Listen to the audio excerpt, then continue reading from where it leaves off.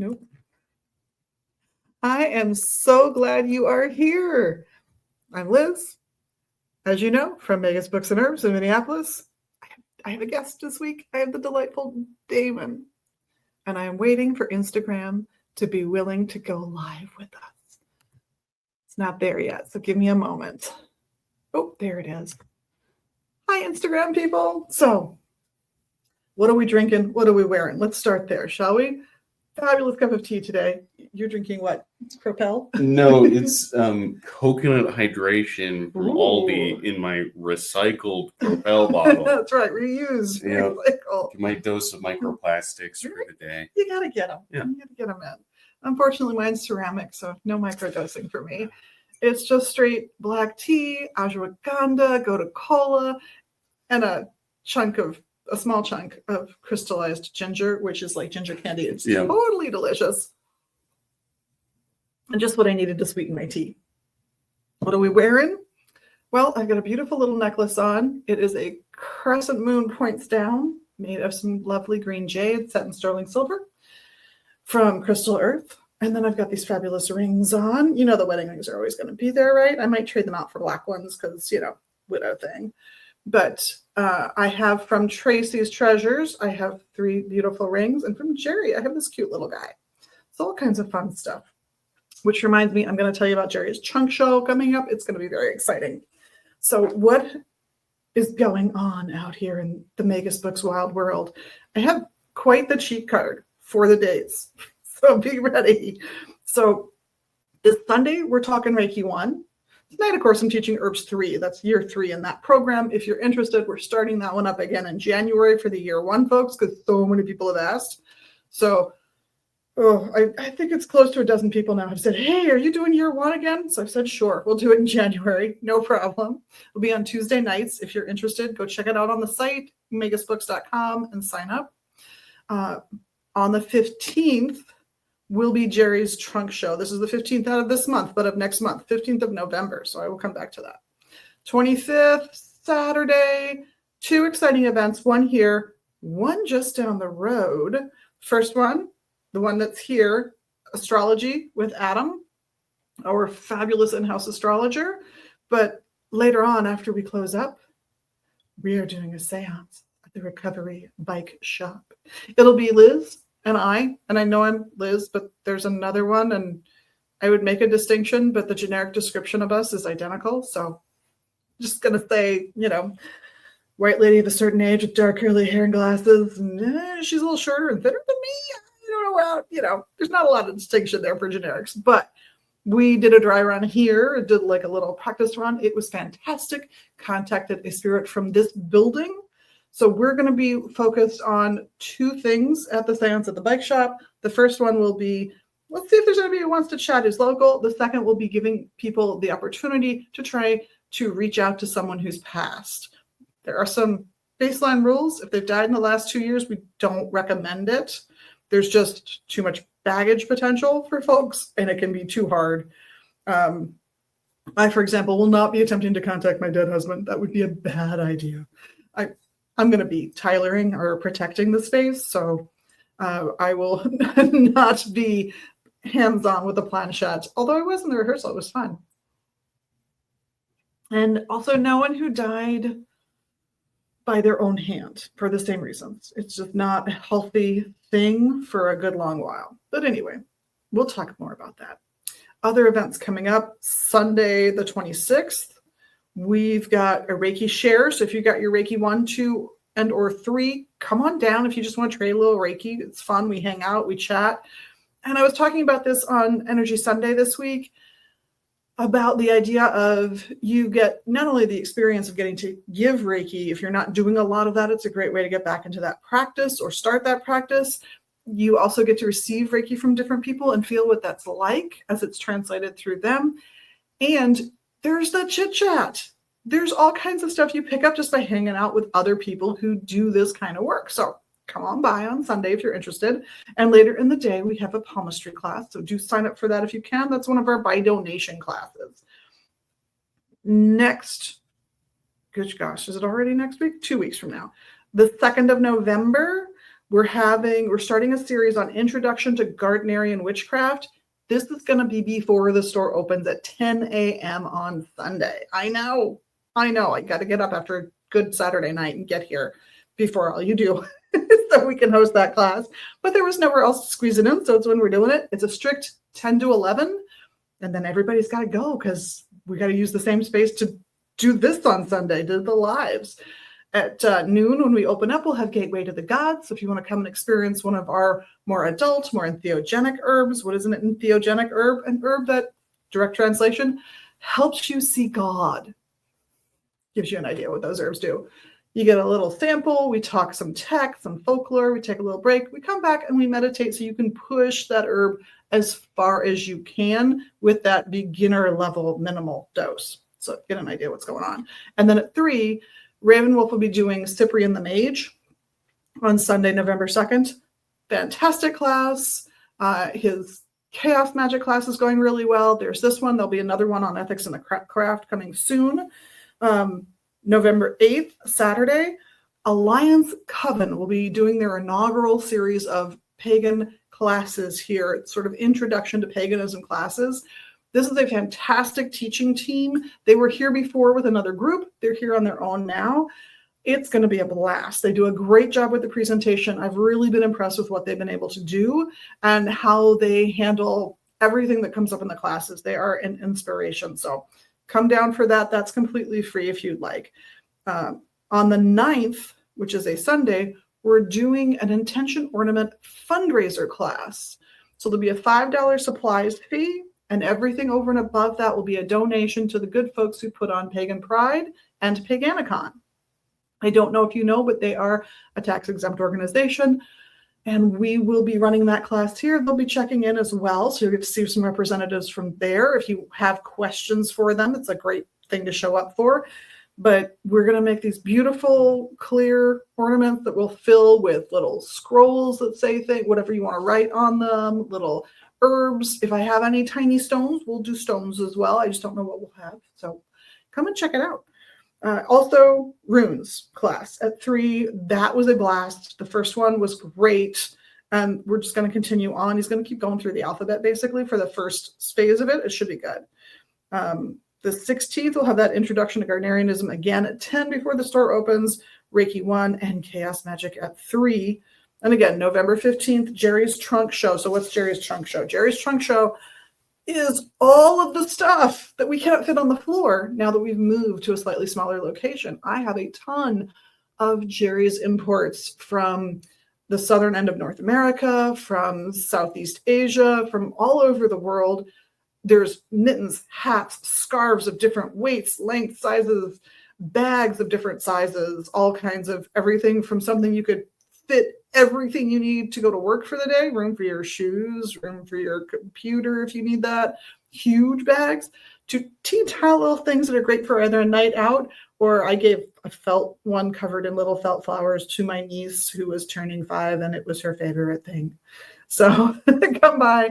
You're going to get a lot of holiday shopping done, barrettes, little tchotchkes, all kinds of fun stuff will be in this room on November 15th. And every time I talk about it, people get so excited. So I thought I'd let you guys know. For stuff, what do we got for stuff? Well, I want to remind you all, we got all our calendars and almanacs in stock. So this one is the Witch's Spell a Day. And just for an example of the calendars, there's the tarot calendar. We will have them through mid-December, but we'll probably stop ordering them at some point in December. So come grab them while you can. And for new releases for books, I brought in decks last time, so I thought I'd show you some of the books that they're new releases that have just come in. This is Heal What Hurts. It's about healing emotional triggers. So if you're getting triggered by somebody or something on a regular basis, this might have some good advice for you, things you can try to help take that down a notch. We also have, for you cryptid lovers out there, Chasing North American Monsters. So all of the little creatures that are attributed to somewhere in North America. I'm assuming chupacabras are in here. There will be Yeti in here, all kinds of good stuff. And in keeping with the holiday season, collection of haunted dolls. If you want to get really creeped out, this is the book you want. This is so much fun. It's got a foreword by Fred Batt, the demonologist, who hosted Most Wanted, or Most Haunted rather, when it was on. And of course, I gotta show this book off one more time for you guys because he's our very own. Emrys Abner did his book launch party here last weekend. It was so much fun. It was such a good time. He was such a good person to have just in casual conversation with everybody who came. Oh, and I got to tell you, our reader Ravenwolf cannot stop ranting about what a wonderful experience that book signing was. So totally recommend the book. His whole aim is to make ceremonial magic really accessible, and I think he succeeds. The next book is in final edits, and there are a number of us at the shop who are anxiously awaiting for its release next year. But final edits means it's a year out, so just to warn you, publishing is a slow game. But that's stuff. That's events. Oh, one more before we talk. The readers. Exciting news about the readers. We have two new readers all of a sudden, two of them. So Eshu, who you may have seen reading around town, has joined us. He came in, he auditioned.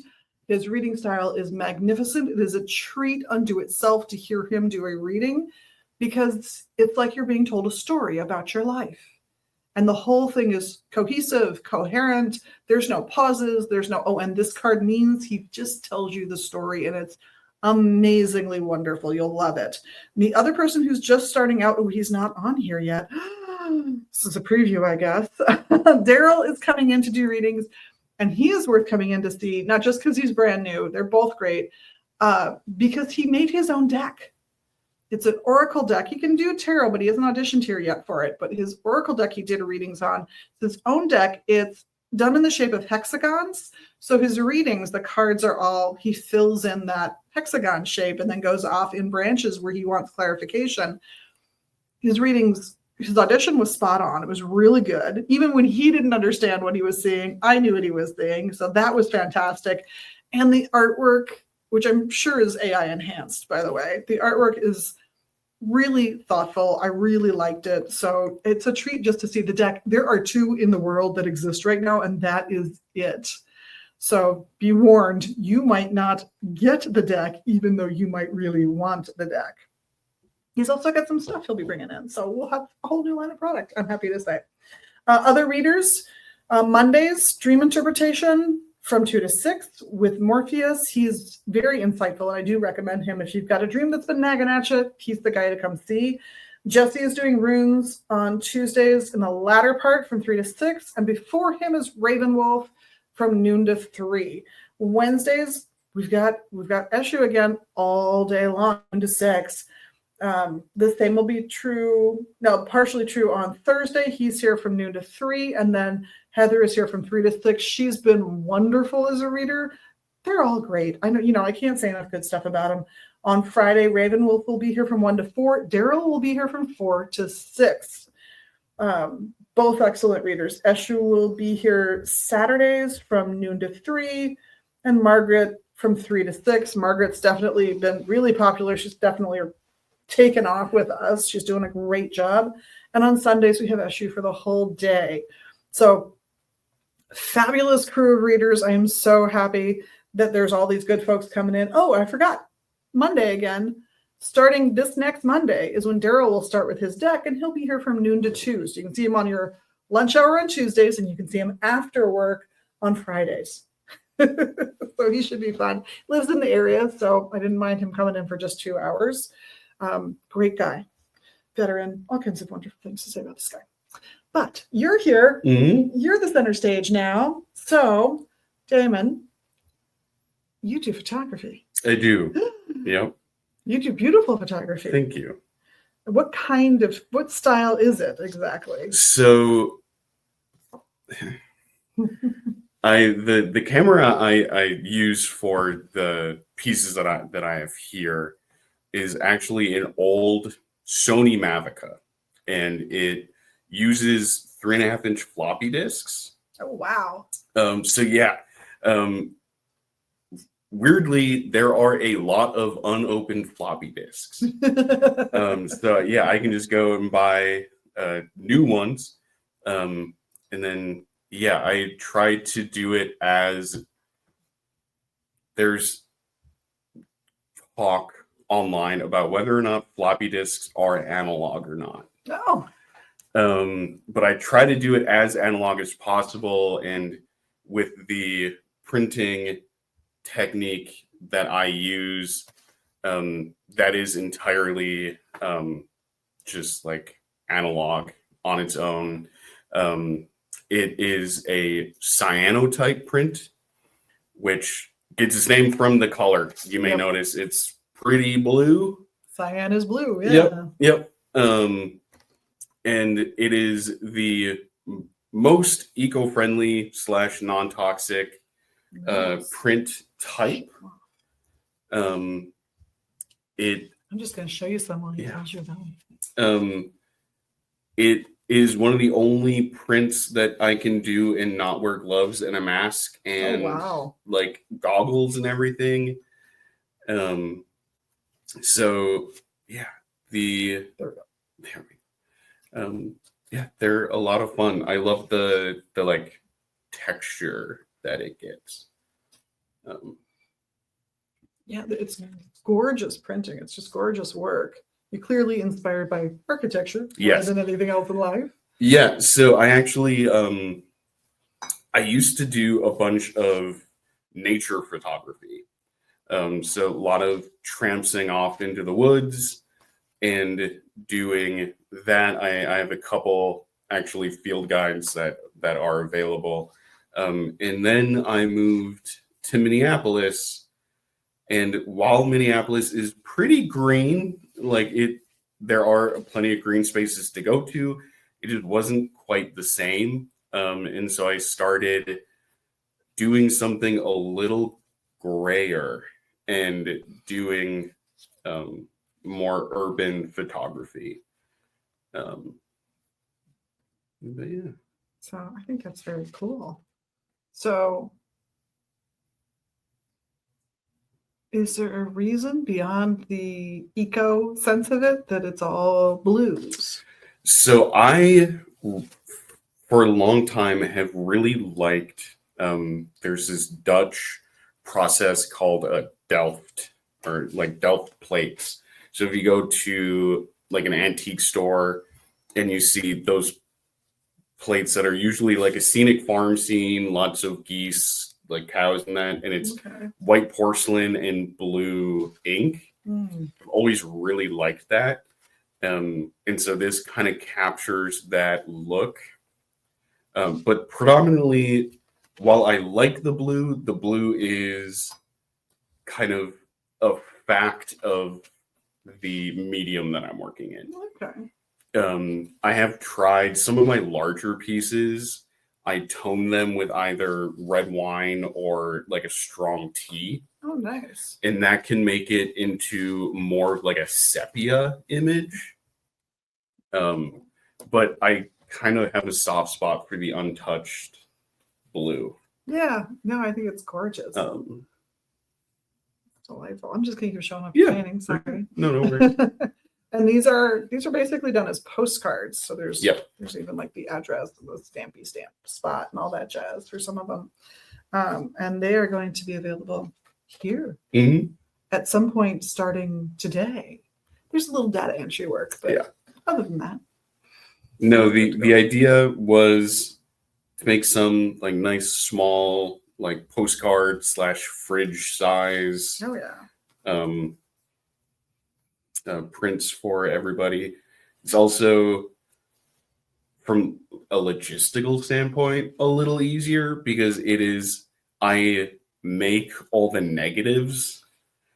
And so it is much easier to print a 5x7 negative than like a 24x48. That is very true. I can do these at home. Yeah.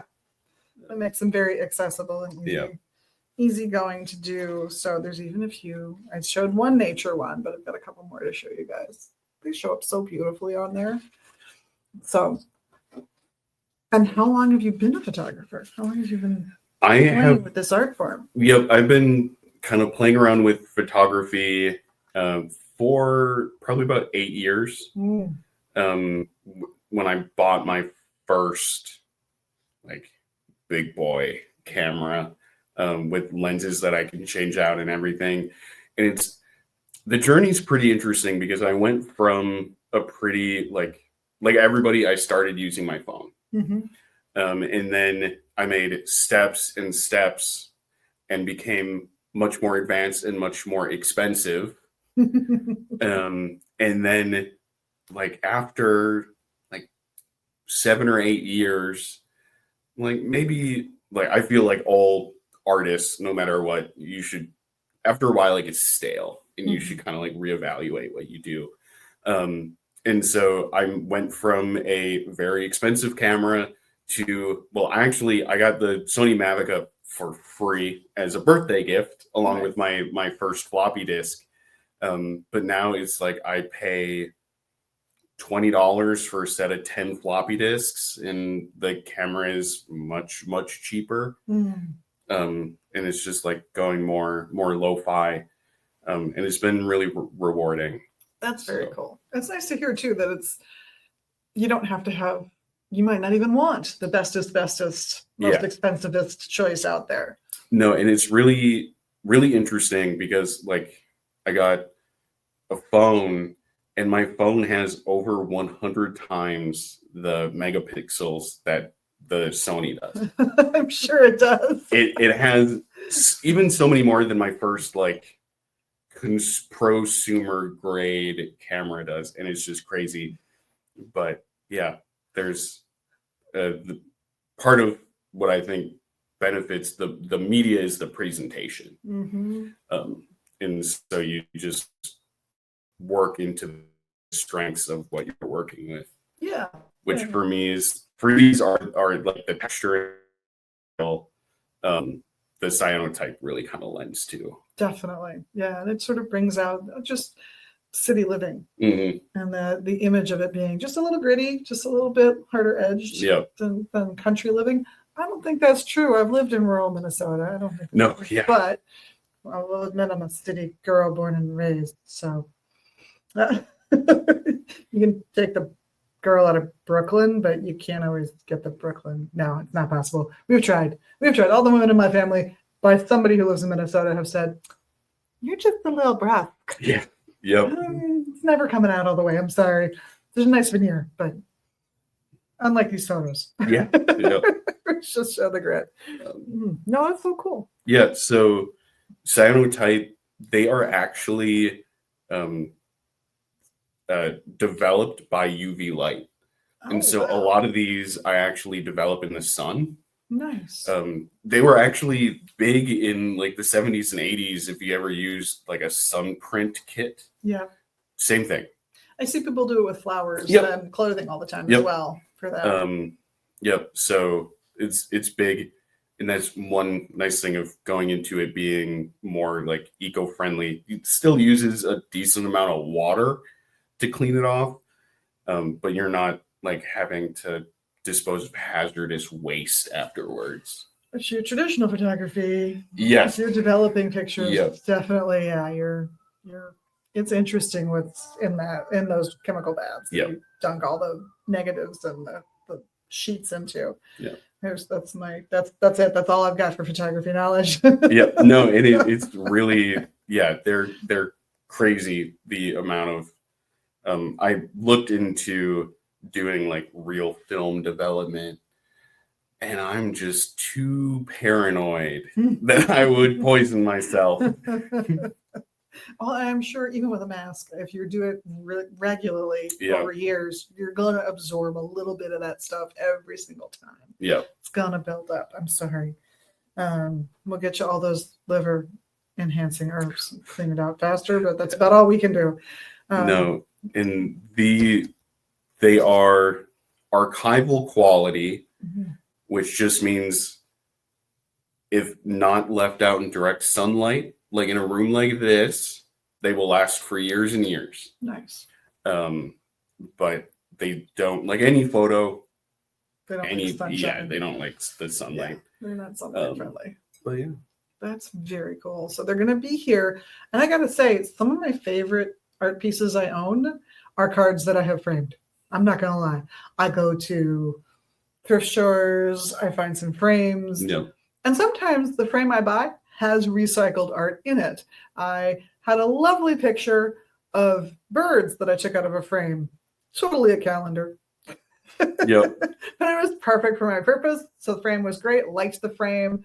Got rid of the nice calendar art.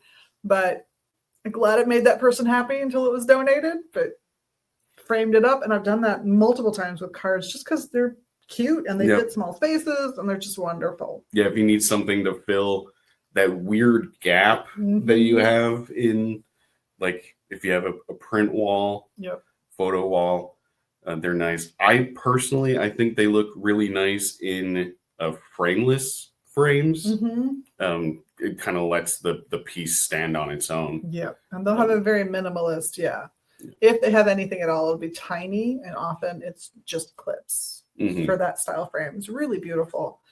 So yeah, I would agree. I think that would be great there. Or you could do a little series. Yeah. Yep. Like in my house, there are wide pillars. They're rectangular shaped. They're like this big. So I have space to put art. And I can do something this big on it, and that's fine. But I can also just do a little series of things like these, and it looks fantastic. So I'd recommend that too. Don't buy one, buy three. So those will be up at some point today because we're going to sit down here and we're going to get them all in the system. We're going to figure out how we're going to do that real quick when we're done here. So they'll probably be out on the floor by 1 or 2 in the afternoon if you want to come and check them out. Maybe, I don't know, get a reading, a rune reading from Jesse at 3, or come in a little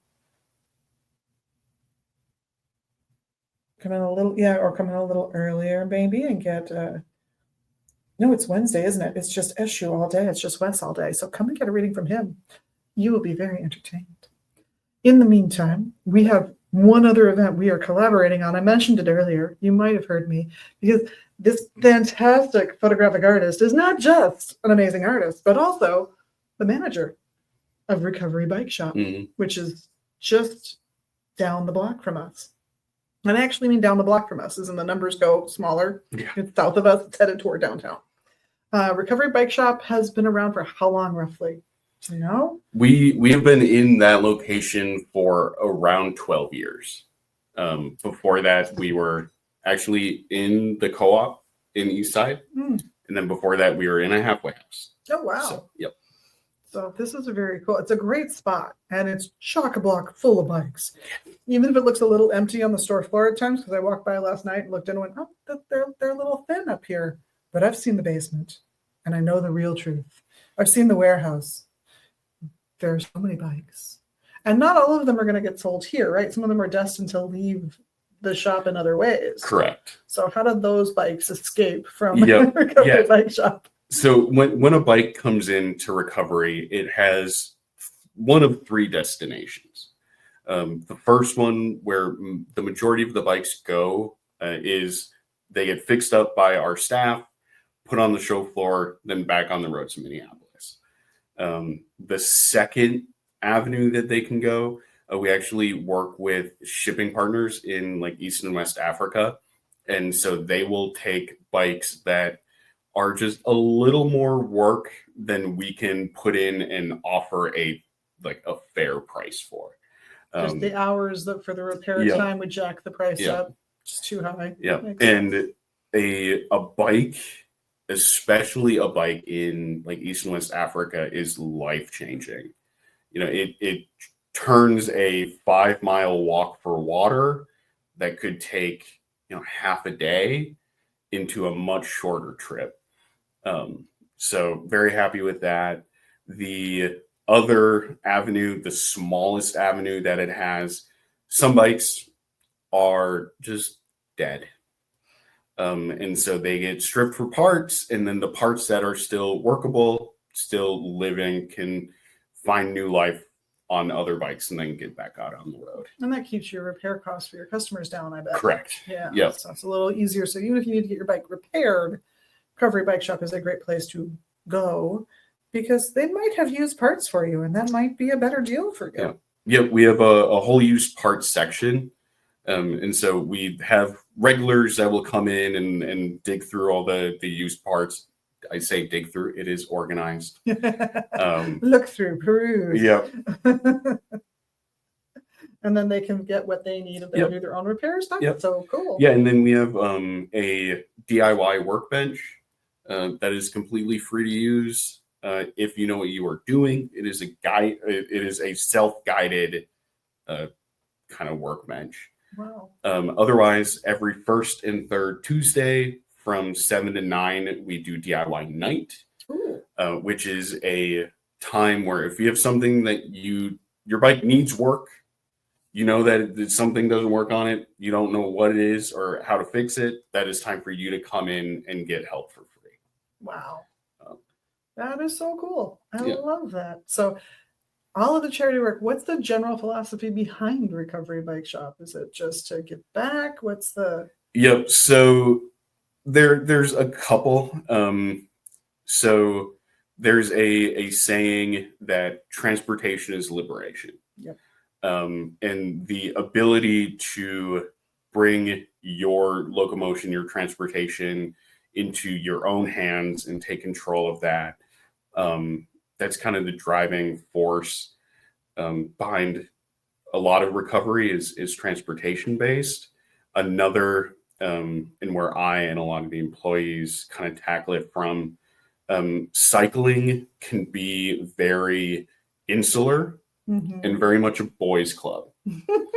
And so the goal of Recovery Bike, one of the goals, is to make cycling more open, more accessible to the public.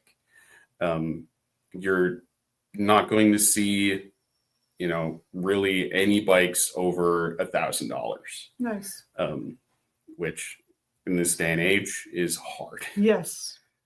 Yeah, that's a tough. Yeah. Yeah. No, I have a brother-in-law who's a cycling enthusiast, and he now has 2 bikes we call the Precious, as far as I know. And yeah, I'm sure he has spent well in excess of $1,000 on each of them over the years. But I will also say he participates in cycling events. I know he has cycled when they lived in St. Paul. He would cycle out to his parents' house, which is west of St. Louis Park somewhere, probably in Minnetonka. So he's not an enthusiast. He's an enthusiast. Yep. He's hardcore. He's one of those bros. Yeah. Yep. And we will work on absolutely any bike. We haven't gone full circle to being like, no, that bike's too expensive. We won't work on it. Right. No, any bike. Other than e-bikes. Yeah, that's a motor. Yep. Now suddenly you need somebody who can do motors. That's a totally different thing than a bicycle, which you're the motor on, which is kind of the joy of it, frankly. And how long, you guys have been there for over a decade, but how old is the building you're in? It's quite old. Okay. I know this building is probably from the late 1800s. I'm kind of guessing that. Yep, it would be the same. Guys. Yep, I would say around over 100 years. Wow.